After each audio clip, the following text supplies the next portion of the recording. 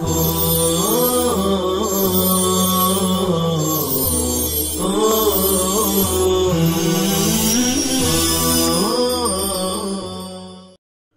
اللہ الرحمن الرحیم اللہم صلی علی محمد کلما ذکرہ الذاکرون وکلما غفل عن ذکرہ الغافلون یا رب صلی وسلم دائما ابدا علی حبیبک خیر الخلق کلہم۔ عزیز طلبہ اعظام، اللہ رب العزت کا بہت بہت شکر و احسان ہے کہ اللہ تبارک و تعالیٰ نے ہمیں ایک بار پھر سبق میں حاضری کا شرف بخشا۔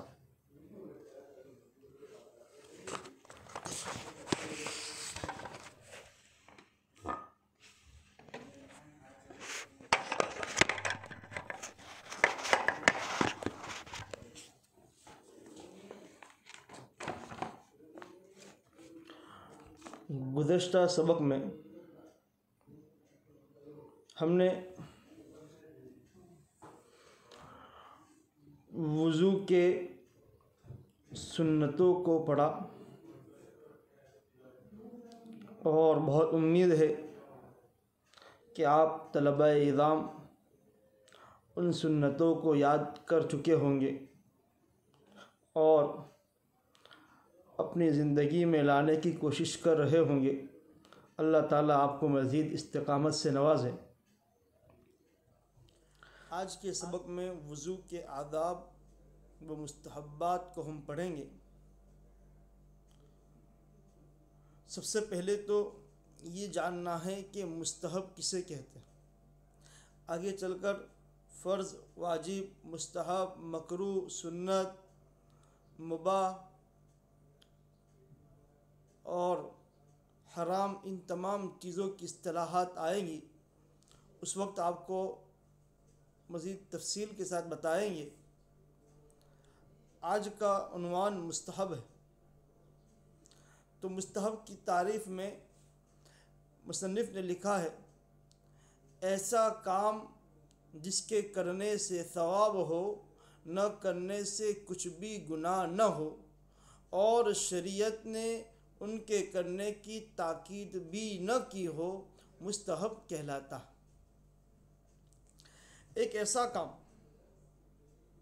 کہ اگر کوئی بندہ اس کو کرتا ہے تو ثواب ہے، اور اگر وہ کام نہ کرے تو اس کے نہ کرنے کا کوئی گناہ بھی نہ ہو،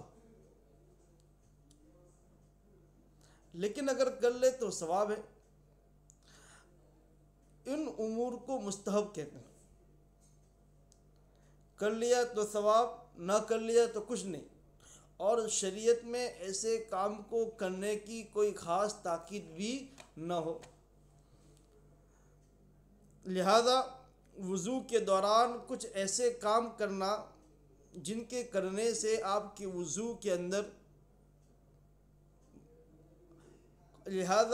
وضو کے دوران کچھ ایسے کام کرنا جن کے کرنے سے آپ مزید ثواب کے مستحق ہوں گے، ان کو وضو کے آداب اور وضو کے مستحبات کہا گیا۔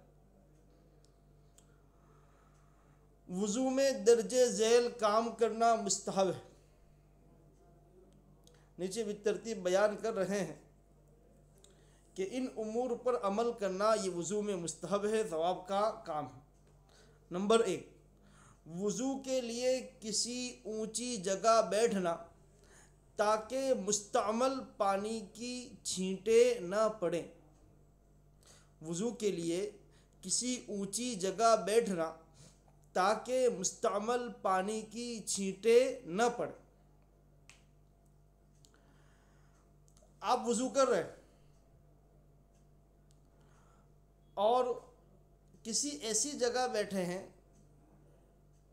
جو اونچی نہیں ہے، آپ وضو کر لیں گے تو آپ کو وضو ہو جائے گا، کوئی حرج نہیں ہے، اور آپ کے وضو کے ہونے میں کوئی رکاوٹ نہیں۔ لیکن اگر اس کو اور بہتر طریقے سے کرے، عمدہ طریقے سے کرے، تو وہ کام آپ کے لیے ثواب کا ذریعہ ہوگا، وہ عمل آپ کے لیے ثواب کا ذریعہ ہوگا۔ اور وہ کیا ہے کہ آپ وضو کرتے ہوئے اونچی جگہ بیٹھے، تاکہ دوران وضو جو پانی آپ استعمال کر رہے ہیں ان پانی کے چھینٹے آپ کے بدن یا آپ کے کپڑے پر نہ پڑے اور آپ کے کپڑے گندے نہ ہوں۔ دیکھو شریعت کے اندر کتنی باریکی ہے کہ آپ کے کپڑوں کی صفائی کا بھی خیال رکھا اور بتایا گیا کہ ایسا کام نہ کرو جس سے آپ کے کپڑے یا آپ کا بدن گندا ہو۔ مستعمل پانی فرمایا، مستعمل پانی یعنی ایسا پانی جو استعمال ہوا، اور وضو کے درمیان جس پانی کو آپ استعمال کرتے ہو، جس پانی سے آپ وضو کرتے ہو، اس پانی کو مائع مستعمل یا مستعمل پانی کہا جاتا۔ لہذا وضو کے آداب میں سب سے پہلا ادب یہ ہے کہ اونچی جگہ بیٹھ کر وضو کرے۔ نمبر 2، قبلہ رخ ہو کر بیٹھنا۔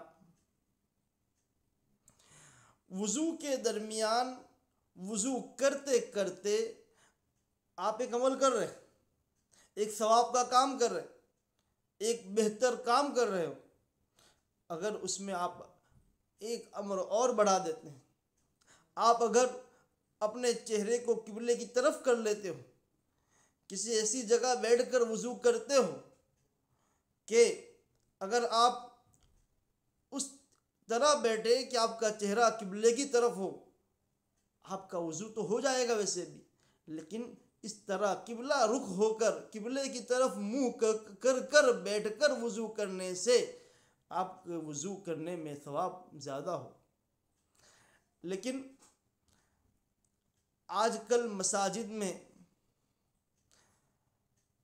جو وضو خانے بنے ہوتے ہیں وہ پہلے سے تیار شدہ ہوتے ہیں، اور بہت سی مرتبہ مناسب جگہ نہ ہونے کی وجہ سے وضو خانے اس طرح بھی بنائے جاتے ہیں کہ جس کے اوپر اگر آپ بیٹھو تو آپ کا چہرہ قبلے کی طرف نہیں ہوتا۔ تو یہاں زبردستی کرنے کی ضرورت نہیں ہے۔ آپ کا نل اس طرح لگا ہوا ہے کہ آپ کا چہرہ اگر آپ نل کی طرف کرتے ہیں تو پیٹھ قبلے کی طرف ہوتی ہے۔ اب اگر آپ ایسی جگہوں پر قبلے کی طرف منہ کرنے کی کوشش کریں گے، ظاہر سی بات ہے پریشانی کا سبب ہوگا، اور وضو کرنے میں آپ کے لیے بھی اور دوسروں کے لیے بھی دشواری کا سبب ہوگا۔ لہذا ایسے موقع پر جس طرح آسانی ہے، جس حساب سے مسجد میں وضو خانے بنے ہیں، اسی حساب سے بیٹھ کر وضو کر لیں، کیونکہ شریعت میں قبلہ رخ ہو کر بیٹھ کر وضو کرنے کی کوئی تاکید نہیں آئی ہے، کوئی ضروری نہیں ہے، کوئی فرض نہیں ہے۔ لہذا جس طرح آسانی سے ممکن ہے آپ بیٹھ کر وضو کر لیں، زبردستی قبلے کی طرف منہ کر آپ اپنے آپ کو تکلیف میں یا دوسروں کو تکلیف میں ڈالنے کی کوئی ضرورت نہیں ہے۔ نمبر 3، وضو کے کام میں کسی سے مدد حاصل نہ کرنا۔ جی، لیکن یہ جو چیز بتائی کہ وضو کے کام میں کسی سے مدد حاصل نہ کرنا، یہ ایسے لوگوں کے لیے ہے جو معذور نہیں، جو صحت مند ہیں، جو اپنا وضو بذات خود کر سکتے ہیں۔ تو پھر مستحب یہ ہے، عمدہ طریقہ یہ ہے، بہتر طور یہ ہے کہ آپ اپنا وضو بذات خود کرے، دوسروں سے مدد نہ لے۔ لیکن اگر کوئی آدمی بیمار ہے، معذور ہے، پریشان ہے، اگر وہ بذات خود وضو نہیں کر سکتا ہے، وہ بذات خود اعضاء نہیں دھو سکتا ہے، تو پھر دوسرے سے مدد لے سکتے ہیں، اور مجبوری کی حالت میں کسی دوسرے سے مدد لینے میں کوئی قباحت بھی نہیں ہے، کوئی برائی بھی نہیں۔ ہاں، اگر اس طرح بھی کرے کہ آپ اپنے اعضاء تو خود مل سکتے ہیں، خود دھو سکتے ہیں، لیکن کوئی دوسرا آدمی اگر عقیدت میں، محبت میں آپ کے وضو کرانے میں پانی آپ کو دیتا ہے تو بھی کوئی مذائقہ نہیں ہے، لیکن بہتر یہ ہے کہ وضو بذات خود کرے، یہ مستحبات میں سے۔ نمبر 4، لوگوں سے بات چیت کرنے سے پرہیز کرنا۔ دوران وضو دنیاوی بات چیت کرنا یہ مکروہ عمل ہے، اور یہ ایسا کام ہے جو آداب وضو کے خلاف ہے۔ دوران وضو دنیاوی بات چیت کرنا یہ آداب وضو کے خلاف ہے۔ دعا پڑھتے ہوئے، بسم اللہ پڑھتے ہوئے، اللہ کا ذکر کرتے ہوئے وضو کرنا چاہیے۔ ایک آپ بہت عمدہ عمل کر رہے ہیں اور اس دوران اگر آپ باتیں کر رہے ہیں تو ایک عمدہ کام کے ساتھ ایک اب وقت کو ضائع کر رہے ہیں۔ ایک عبادت کا وقت ہے، عبادت کے وقت میں آپ کو عبادت ہی کرنا چاہیے۔ نمبر 5، وضو کے دوران حضرت صلی اللہ علیہ وسلم سے منقول دعاؤں کا پڑھنا۔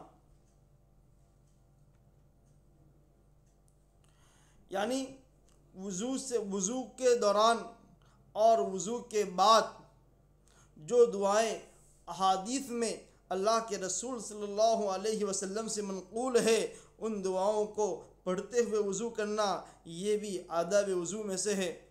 دوران وضو دعا آتی ہے، اللہم اغفر لی ذنبی ووسع لی فی داری وبارک لی فی رزقی۔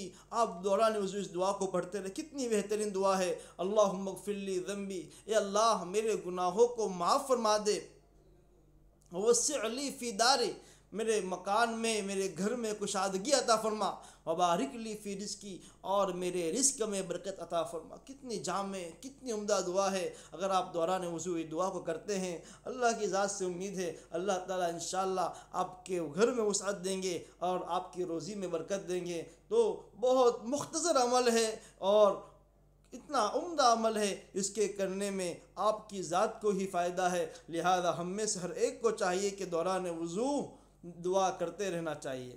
نمبر 6، دل سے وضو کی نیت کرتے ہوئے زبان سے بھی کر لینا۔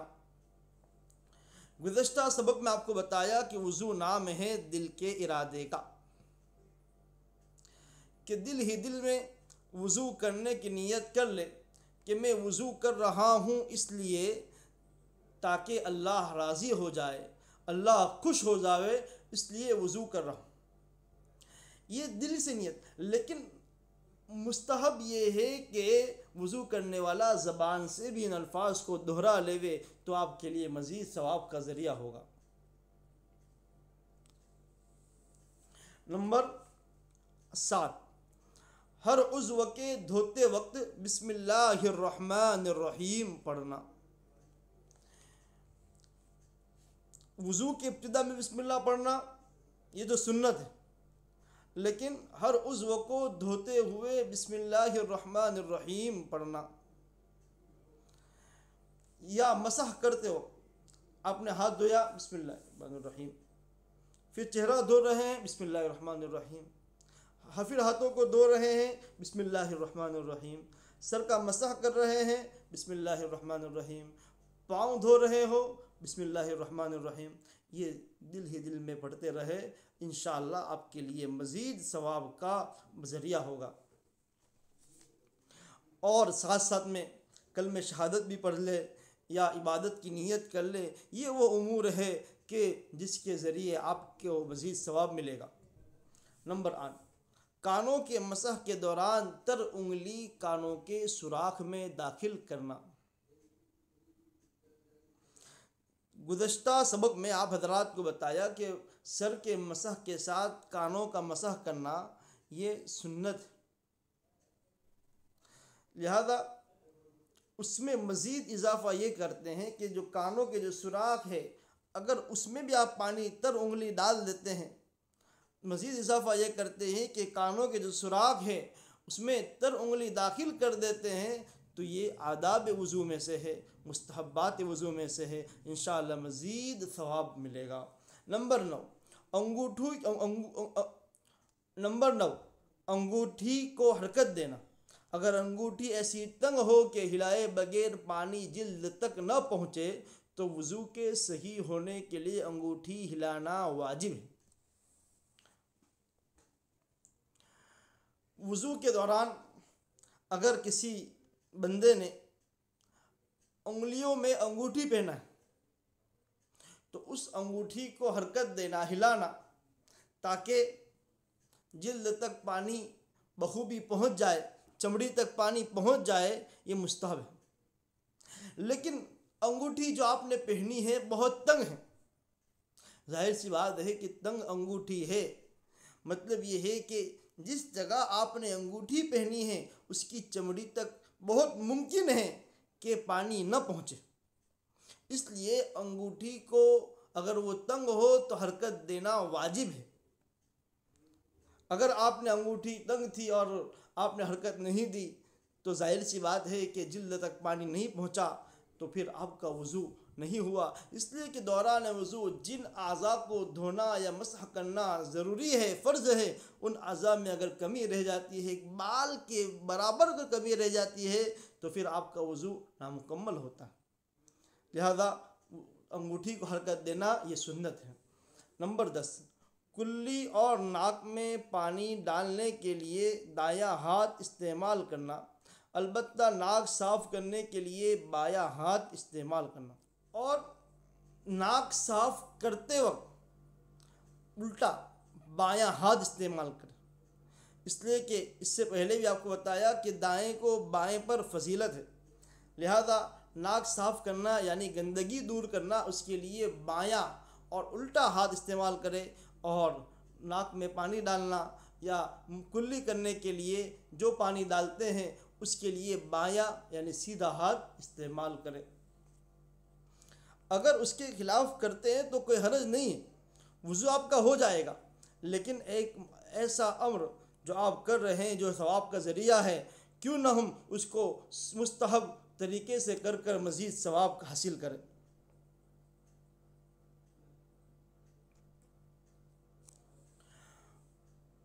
अगर आदमी माजूर ना हो तो हर नमाज का वक्त शुरू होने से पहले पहले वज़ू कर लेना, ये भी मुस्तहब है। माजूर ना हो मतलब ये है कि ऐसा बीमार ना हो कि वो बार बार वज़ू खाने तक पहुंच न सके, या फिर वज़ू खाने तक पहुंच तो सकता है लेकिन सर्दी के हो जाने का अंदेशा है, ऐसी सख्त सर्दी है कि बार बार पानी के इस्तेमाल करने से आज़ा के शल होने का अंदेशा है। तो ऐसी सूरत में आप बार बार वज़ू न करें। अगर वज़ू की ज़रूरत है, अगर वज़ू टूट चुका है तो ही वज़ू करें।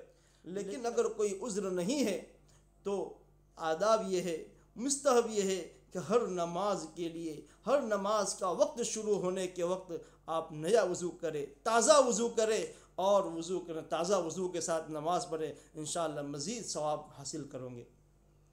नंबर 12, वज़ू से फ़ारिग होकर किबला रुख होकर ये दुआ पढ़ना। ये वज़ू के बाद की दुआ है। अशहदु अल्ला इलाहा इल्लल्लाहु वहदहु ला शरीका लहु व अशहदु अन्ना मुहम्मदन अब्दुहु व रसूलुहु अल्लाहुम्मा जअलनी मिनत तव्वाबीन व जअलनी मिनल मुततहिरीन। ये दुआ है जो कि वज़ू के बाद पढ़ने की दुआ है। इस दुआ को पढ़ना चाहिए। अशहदु अल्ला इलाहा इल्लल्लाहु वहदहु ला शरीका लहु व अशहदु अन्ना मुहम्मदन अब्दुहु व रसूलुहु अल्लाहुम्मा जअलनी मिनत तव्वाबीन व जअलनी मिनल मुततहिरीन।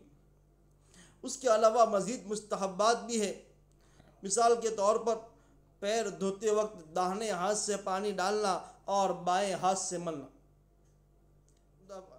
यानी अगर आप पानी डाल रहे हैं तो दाहिने हाथ से पानी डालें और बाएं हाथ से आपके पाँव को मले। ये उस सूरत में है जबकि आप किसी लोटे में पानी लेकर वज़ू कर रहे हैं, लेकिन आप डायरेक्ट नल पर वज़ू कर रहे हैं तो फिर दाहिने हाथ से पानी डालने का सवाल ही नहीं आता है, सिर्फ आप बाएं हाथ से मलें।